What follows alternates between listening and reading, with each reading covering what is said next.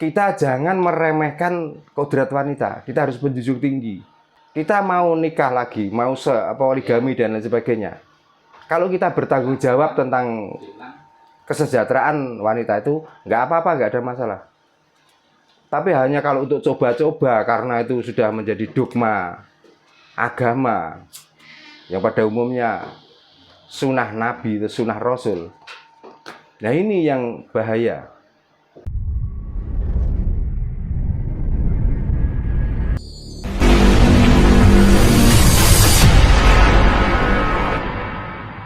Ini ya alangkah baiknya kalau kita tuh melakukan atau mengerjakan hal yang terbaik. Dengan mengerjakan hal-hal terbaik itu artinya kita mengukir nama kita sendiri untuk menjelang Mogo Botongo. Nah caranya gimana? Ya kita harus bisa ngoto bogomo. Jadi coroko harus dibalik. Apa ngoto bogomo? Ngoto bogomo artinya ngotongake bogo lan sanggomo. Bogo artinya makan, sanggomo adalah melampiaskan hawa nafsu untuk melakukan senggama.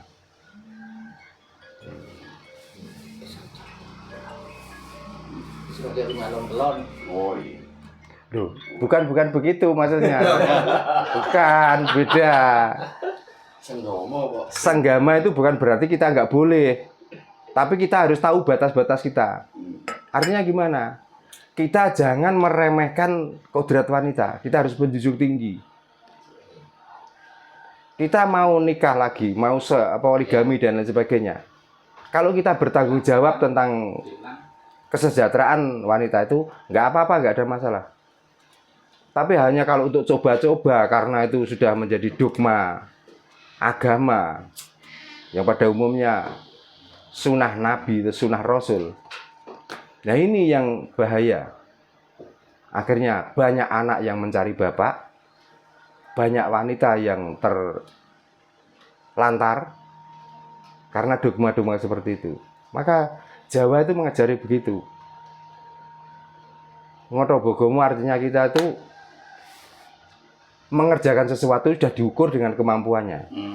Jangan hanya sekedar mengikuti hawa nafsu. Ini kayak iso telu itu cukup ngono ta Pak maksudnya. Betul. Tapi kalau bisa 3, 4, 5, 6 semuanya sama dan bisa, ya itu tadi, bisa mensejahterakan semua, ya nggak ada masalah. Tapi bukan karena kita mengikuti perilaku seseorang masa lalu, bukan. Terus nanti katanya, wah saya mengikuti sunnah Rasul. Sunnah itu apa toh? Sunnah itu nek gak salah nek dilakoni oleh pahala ngono Pak. Nek ditinggalkan tidak berdosa. Tidak berdosa. Itu juga pemahaman yang salah. Sunnah itu bagi saya kebiasaan seseorang melakukan itu namanya sunnah. Jadi kita nggak boleh mengikuti kebiasaan orang lain kalau kita nggak mampu. Itu baru namanya sunnah. Kalau diartikan dilakukan tidak dosa, dilakukan tidak berdosa, ditinggalkan mendapatkan pahala. Makanya ternyata sekarang banyak orang yang nekat melakukan sunnah itu tanpa memakai rasa. Kalau ketika tujuh maneh, hukumnya masih itu, aku sejahtera. Nah, itulah baru bisa melakukan ngoto bogomo. Nyoyo jodopo, karena sebenarnya manusia itu mempunyai tujuan atau nyejo itu artinya menuju. Nyoyo jodopo itu pepadang itu bagaimana tuh hidup ini supaya kita tuh merasakan hidup itu dengan kebahagiaan, dengan kemerdekaan diri kita sendiri, bukan untuk orang lain. Orang lain itu baru nanti efek dari jenengan melakukan kebaikan itu. Jadi muliakanlah jasadmu dan muliakanlah rohmu sebelum kamu memuliakan orang lain, sebelum kamu mensejahterakan orang lain. Artinya gimana? Kita tidak boleh mengajari orang melakukan kebaikan dikala jenengan sendiri tidak bisa melakukan. Kita nggak boleh mensiar-siarkan, apalagi menceritakan, tapi jenengan tidak mengikuti cerita atau apa yang jenengan omongkan itu, jenengan lakukan sendiri. Itu namanya nyejo. Abot, Bah. Ya bukan abot. Nah orang-orang yang bercerita itu sebenarnya ngomong kemelinti. Iya, Pak. Kami tak ngikut lagi. Nah, ini gampang. Dia sendiri nggak bisa, tapi dia berusaha untuk merayu orang supaya seolah-olah saya nih loh orang baik. Gitu loh. Makanya diri kita sendirilah melakukan terdahulu, baru orang lain itu diajak kalau mau. Sebenarnya nggak usah mengajak kok. Kita tuh melakukan kebaikan, orang lain melihat. Orang itu penasaran. Gimana tahu orang ini kok melakukan hal seperti itu. Nah, dari situlah barulah kita itu menyampaikan atau mengajak. Mengajak tidak harus di podium gembor-gembor. Ini bukan mengajak, mengejek sebenarnya. Mau mengejek, Pak. Mengejek malah. Karena dia sendiri tidak bisa melakukan. Tapi kenapa orang lain harus melakukan seperti itu, harus dipaksa?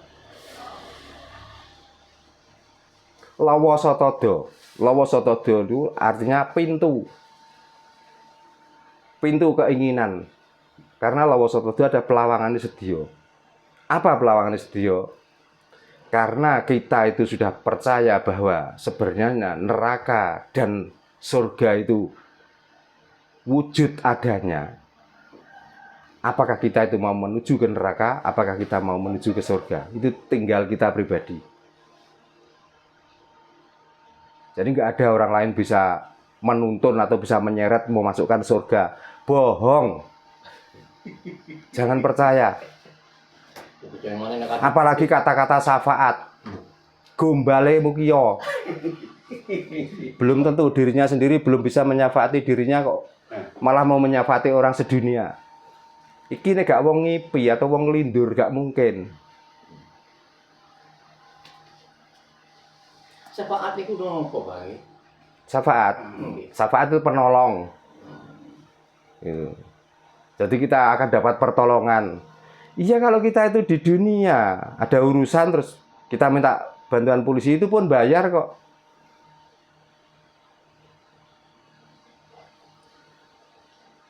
Itu urusan dunia. Urusan akhirat itu udah beda kok. Di dalam agama akhirat itu nafsi-nafsi, tergantung pada diri sendiri. Manusia itu sendiri kok, bukan karena siapa-siapa kok. Makanya mau cucunya jenderal, mau cucunya bupati,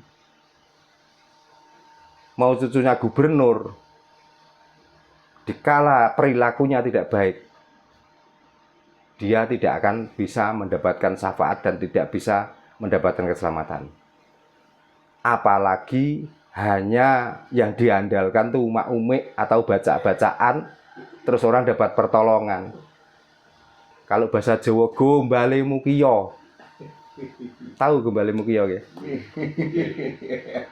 Jadi seperti pakaian yang sudah kotor, rusak, yang tidak terpakai. Ternyata kok ada doktrin ngoten lagi. Dalam? Kok enten doktrin syafaat bisu. Jenengan kerjane napa ten Surabaya? Nganggur, Pak. Terutama sedayane. Parkir. Tukang parkir nggih. Nggih, kemudian tukang parkir saiki. Tukang parkir pun walaupun jenengan itu tidak menempatkan sepeda pada tempat yang teduh karena saking lamanya, karena supaya ditambahi kadang-kadang jenengan nggih. Niki wau tak pinggirno lho Mas, tak ademno. Begitu. Itu namanya doktrin. Jadi untuk membuat orang lain percaya, padahal jenengan tidak berbuat apa-apa. Tujuannya untuk imbalan. Tujuannya untuk ya imbalan itu tadi. Orang jualan, napa enten gombal kula niki amoh lho, yang berjualan pakaian. Walaupun ada jahitan yang rusak. Ini bagus, ini buatan luar negeri. Padahal nggih kulaane ten Pasar Kembang. Kecap nomor tunggal. Nah, kan semua kecap juga nomor 1, nggak ada kecap nomor 2. Iklan gak gelem nomor loro. Mesti nomor 1 ada. Ya iklan. Nah, Koroconoho sebenarnya manusia itu sudah mempunyai rencana dan rencana itu adalah rencana Tuhan.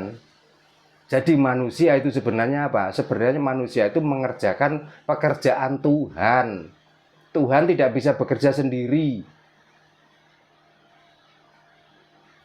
Walaupun ada kata-kata innama amruhu idza arada syai'an ayyakula kun fayakun.